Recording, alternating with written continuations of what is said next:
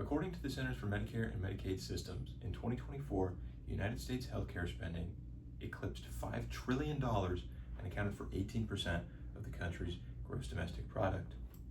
One way you can improve your health, thereby decreasing your healthcare spending, is resistance training. Resistance training is a form of exercise with some form of resistance. That can be free weights, bands, machines, or even gravity.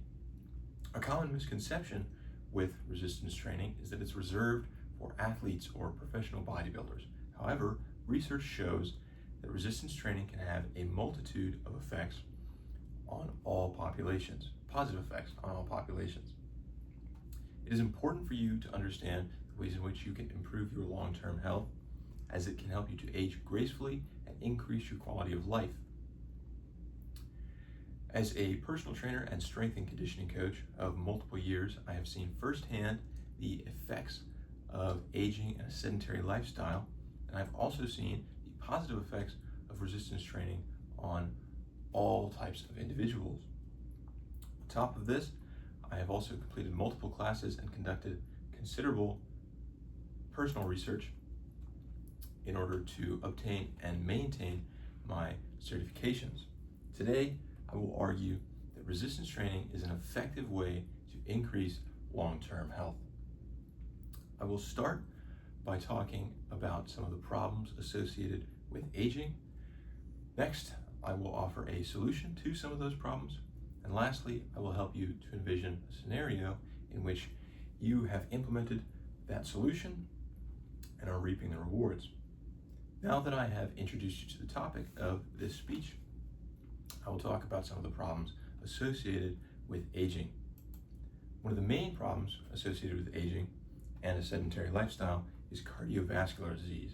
According to the Center for Disease Control, in 2023, cardiovascular disease killed nearly 1 million people and was the leading cause of death in America. Cardiovascular disease is kind of an umbrella term that describes a multitude of different heart conditions. These can be caused by aging, a sedentary lifestyle, and namely high blood pressure. Another problem associated with aging is degenerative diseases of the musculoskeletal system. These include sarcopenia and osteopenia. Sarcopenia is the progressive loss of muscle mass, strength, and function. And osteopenia is the loss of bone density. It can lead to osteoporosis, which is characterized by brittle bones that can break easily. According to a 2007 study by S. Tung and J. Iqbal, published in titled Evolution, Aging, and Osteoporosis, this is due to an evolutionary mechanism whereby organisms only need to protect themselves for as long as they can bear children. This is why we see this in aging populations, especially postmenopausal women. Now that I have talked about some of the problems associated with aging, I will begin to offer a solution to some of these problems. One of the solutions to some of these problems is resistance training.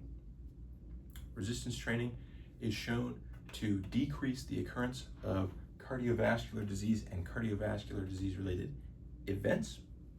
A study by Yang Hui Liu et al. From 1981 to 2006, published in Medicine and Science in Sports and Exercise, showed that a resistance training frequency of 1 time a week or more was associated with a 40% decrease in the risk of a cardiovascular disease-related incident and a significant decrease in cardiovascular disease-related death. Resistance training is also helpful in managing high blood pressure. A meta-analysis conducted by Rafael Correa et al. And published on nature.com showed that resistance training was an effective way to manage high blood pressure or lower blood pressure in already hypertensive individuals. Resistance training can also help with the degeneration of muscle mass and bone strength. According to a study conducted in 2012 by A. Ram Huang and Sang-Won Kim, published in Endocrinology and Metabolism, stated that resistance training, whether alone or in combination with other interventions, may be the most optimal strategy to improve muscle and bone mass in post-menopausal women, middle-aged men, and the elderly population. Now that I have talked about a solution to some of the problems associated with aging, I will help you to envision a scenario in which you have implemented these strategies. In both of these scenarios, I would like for you to imagine that you are 70 years old. In one scenario, you have not implemented any resistance training in your life. Because of this, you may have some health problems. You may have more brittle bones. You may have lost some muscle mass, and that may cause you to lose some independence. Maybe you have trouble playing with your grandkids or going upstairs. In a second scenario, I would like you to imagine that you have implemented some resistance training in your life. Because of this, you may be a much healthier individual.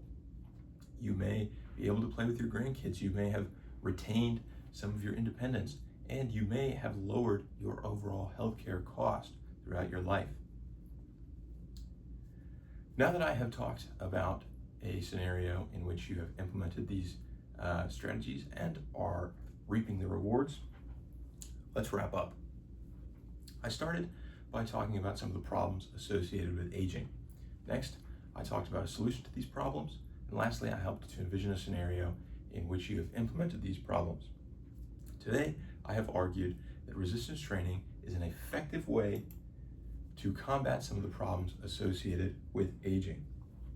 It is important for you to begin to implement these strategies as soon as you can, as they will lead to a healthier life and possibly a longer life.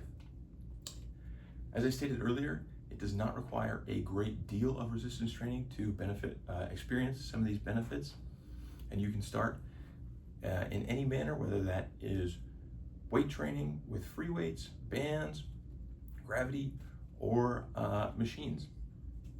I will leave you with a quote from four-time Mr. Olympia and legendary bodybuilder Jay Cutler, and that is, "What hurts today makes you stronger tomorrow." Thank you.